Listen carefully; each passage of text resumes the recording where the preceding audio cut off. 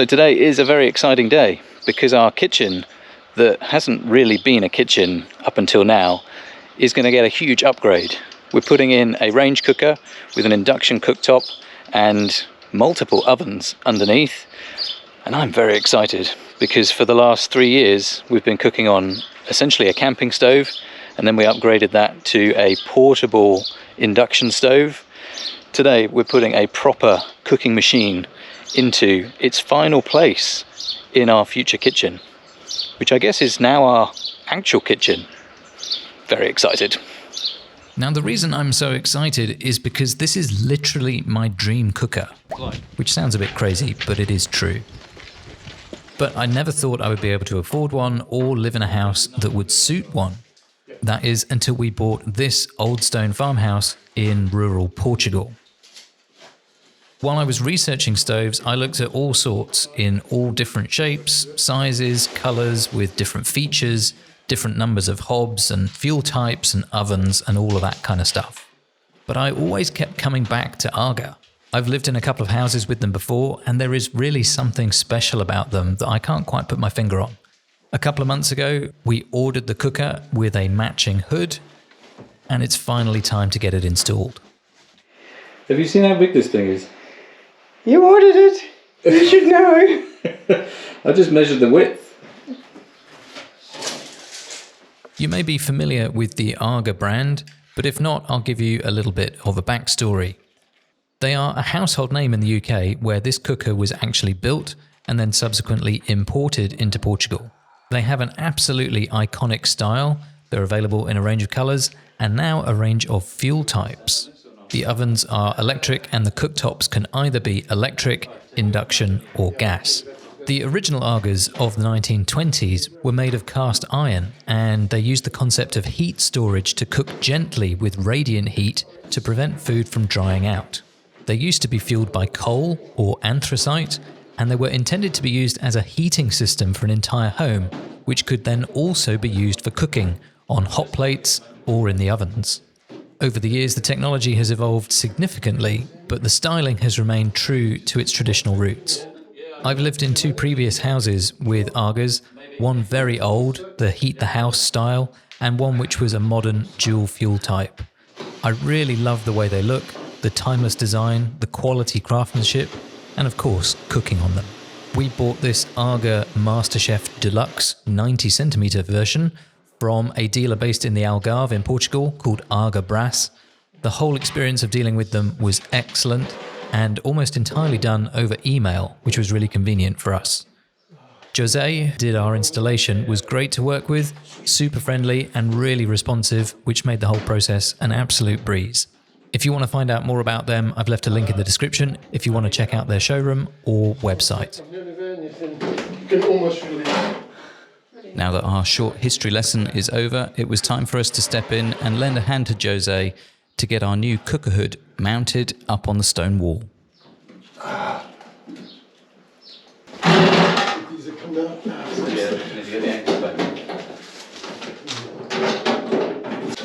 Oh, the plug is stuck behind it.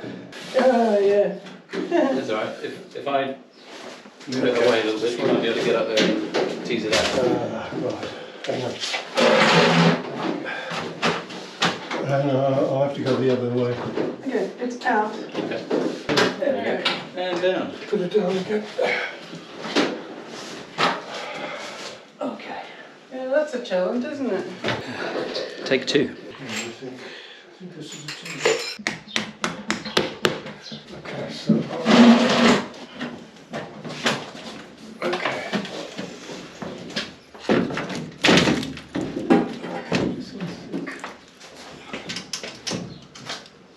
I'm quite glad we're not trying to do this just the 2 of us.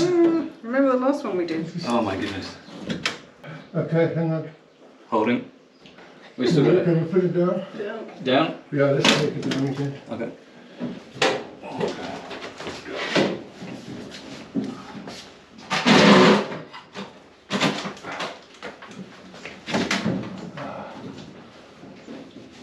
Front up. Okay, just keep it this still. Just keep it still like that.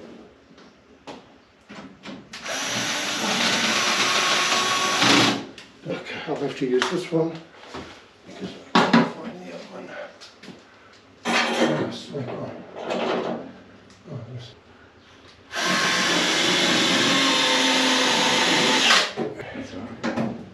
Yeah. Yeah.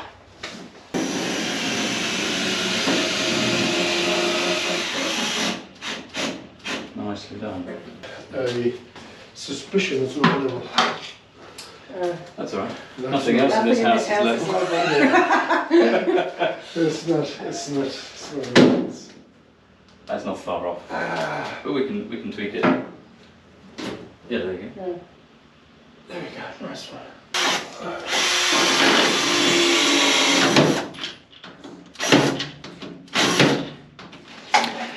Now I don't say this often, but that is bigger than I expected it to be. It's bigger? Read into that whatever you would like to read into that.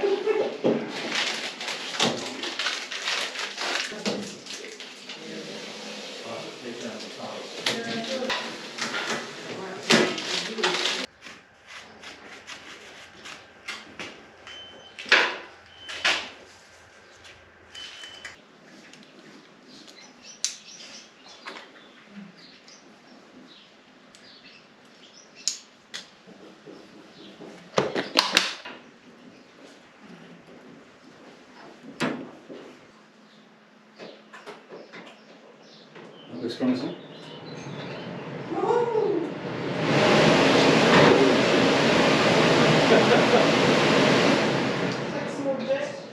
It's got some serious sucking action. So these are the charcoal filters, are they? And are these the kind of filters that need changing regularly or irregularly? How long is a piece of string? Basically what I'm saying here is it depends on what you cook and how you cook. Okay, and how often, So, I guess? Exactly. Cooking with oils, you change it a lot more. Okay. If you're on steam cooking, for example, Yeah. you change it a lot less. So I think the easy bit is done, even though it took a couple of attempts to get it up in the right place with the hood. Now we have to bring a very heavy cooker out of the van into the house. How much does it weigh approximately? Not much. Not much. Approximately not much. The chip seems to do right when I do it. Just let it go down. Slowly. Shouldn't. Okay. On the floor.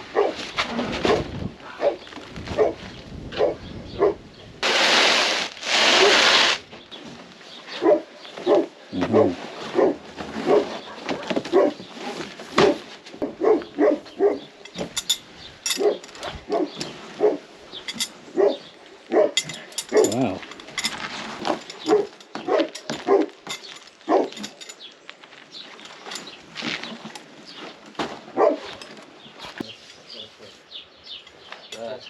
So when you put the oil, just slide underneath, center it. Yep.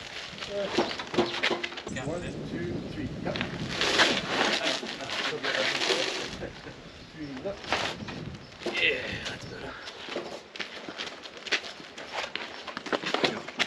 Ooh, this is a tight fit. At least we can swing it a bit. Yeah. It's quite clever. Yeah, that's fine. Okay? Yeah, good. You got it? Yeah, I got it. That's brilliant. Push it up, release. And done. That's very cool. It's very cool. I was thinking, how are you going to get this in here with a trolley or whatever? There you go. Brilliant. There. So that is how you lift something that is large and unwieldy, that weighs 126 kilos, I don't know if that includes the packaging or not, across a moat and into your kitchen.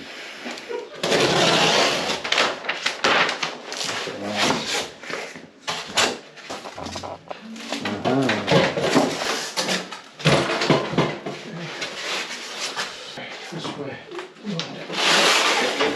Nice. Thank you. Okay.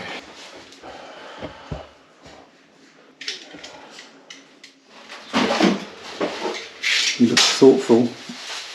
Are we not celebrating? I'm just pre-thinking about the splash bath. And because the stone wall is such a problem to drill into, we might be able to make something that sticks to this and sticks to this and just sits on here. We might just be able to use like mirror glue or something. Yeah, mirror glue or just a bit of silicone and make a nice tight fit. This wall needs to be breathable, so we don't want to put tiles on it. Okay.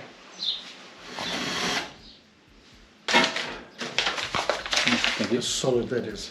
Oh yeah. Oh, that's weighty. Yeah, it's an argument. Yeah. So just a couple of hours after the cooker arrived, it was all installed and looking fantastic.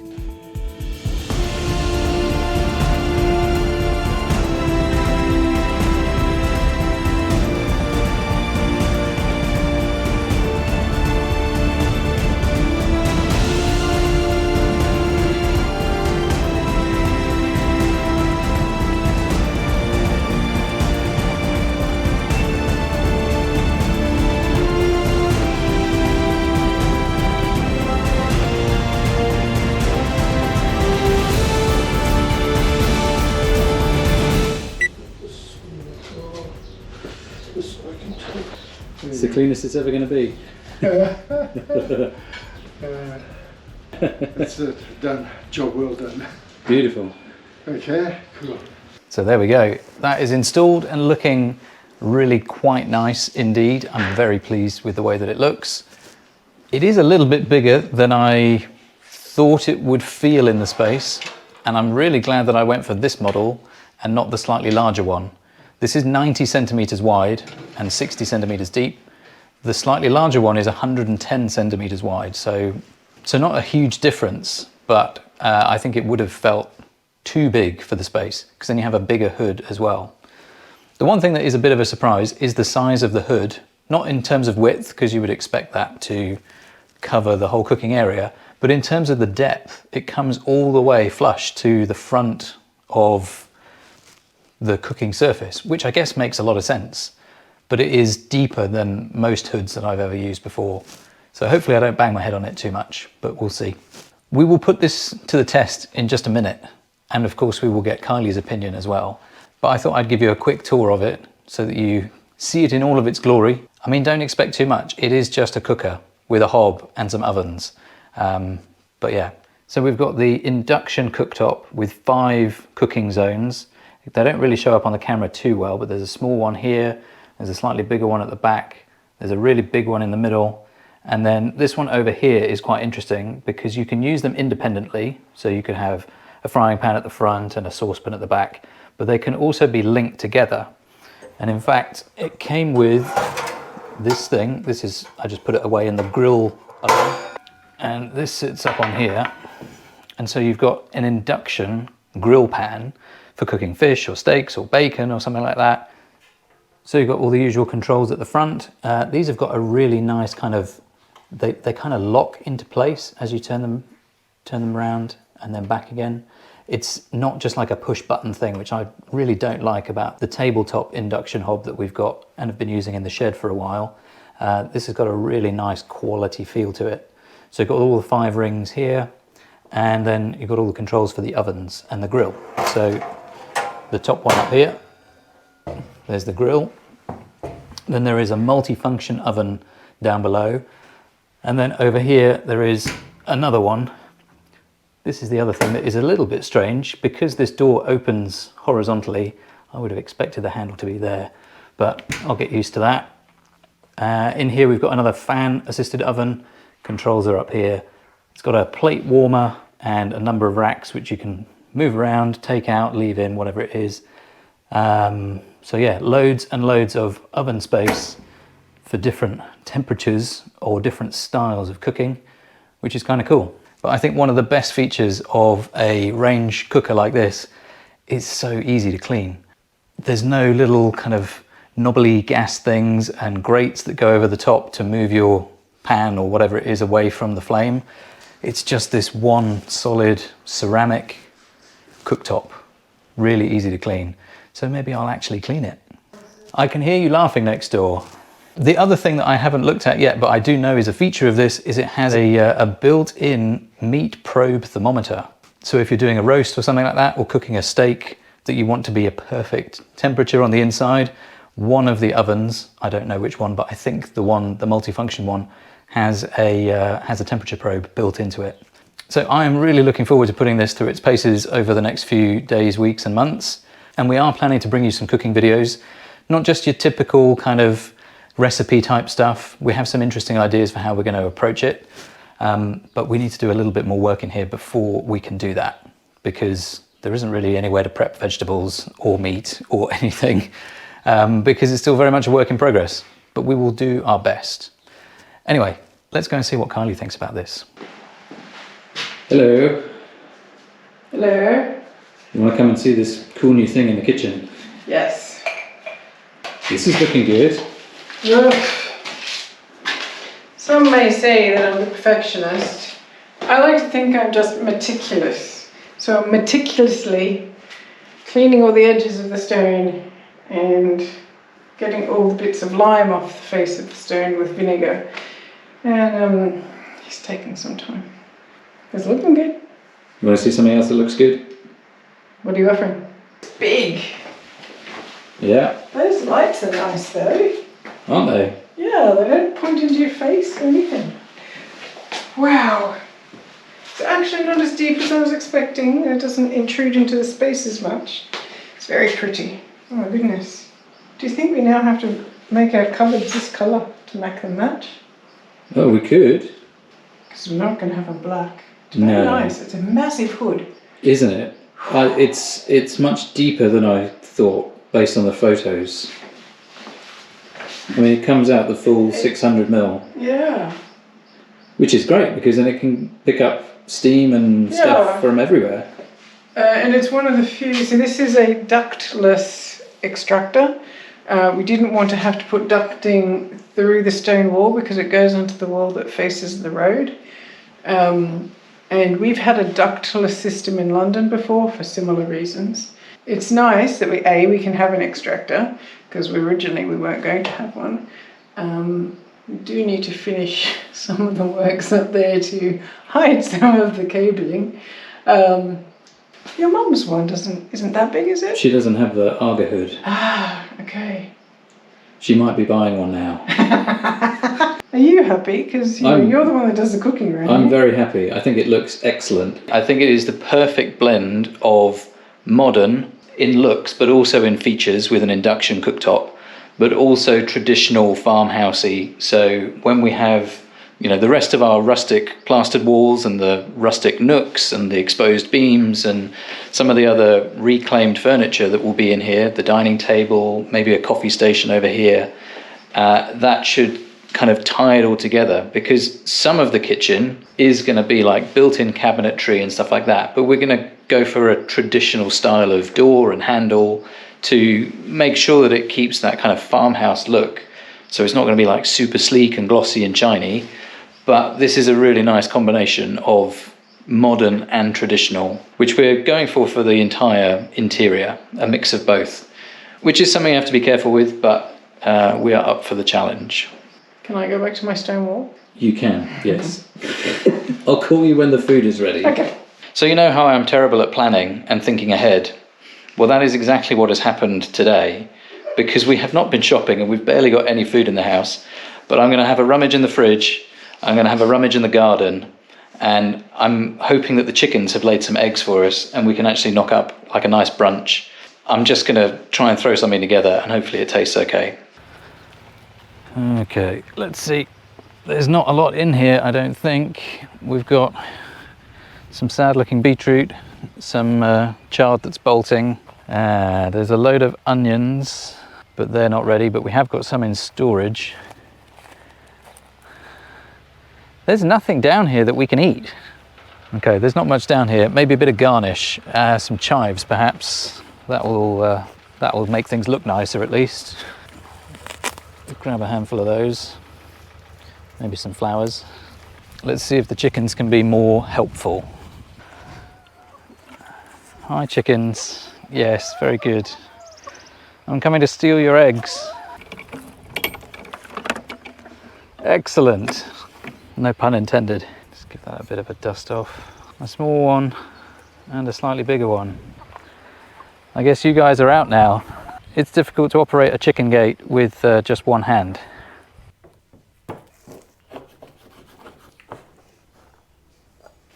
So I've got some slightly stale bread in here. We've got sliced tomato, onion, and some pepper. I would put garlic in, but we forgot to plant garlic last year. So I've got some chives, a little bit of dried oregano from the herb garden, a good pinch of salt, and loads of olive oil. Let's make some eggs. I think, there we go. Ooh, up to 9.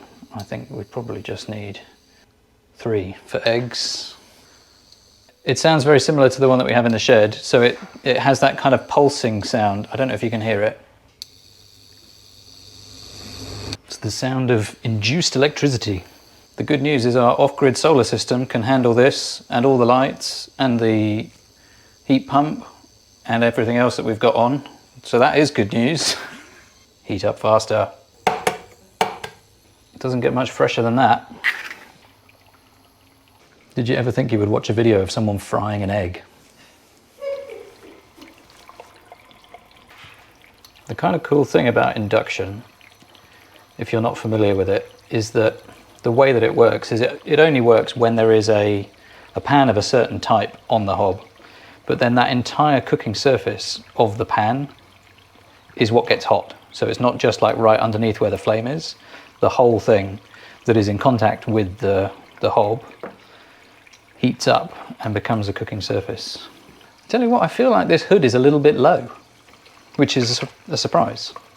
Maybe I just need to get used to it. It's just because it's so deep. I think this is the correct height for extraction. I'll tell you what this needs that I don't have here is some really good quality Italian balsamic.